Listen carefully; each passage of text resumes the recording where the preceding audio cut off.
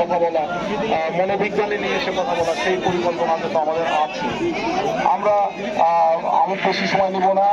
সকলকে আবারও শুভেচ্ছা জানিয়ে রূপসার পক্ষ থেকে আমাদের কিছু বাংলা বিভাগ এবং মনোবিজ্ঞান বিভাগের শিক্ষকবৃন্দ, আজকে খেলোয়াড়বৃন্দ এবং প্রিয় শিক্ষার্থীবৃন্দ যারা সেখানে উপস্থিত আছে, সবাইকে শুভ অভিনন্দন।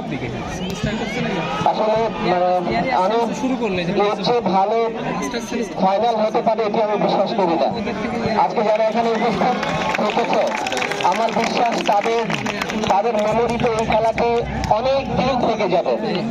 দুর্দান্ত একটি ফাইনাল হয়েছে, এর চেয়ে ভালো ফাইনাল হয় এটি আমি বিশ্বাস করি না।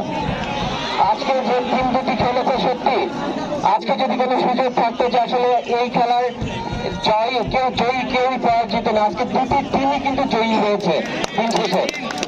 এবং খেলোয়াড়দের মধ্যে যে আবেগ এবং যে ভালোবাসা দেখেছি, সেটা সত্যি আমাকে অনেক আবেগ আপ্লুত করেছে।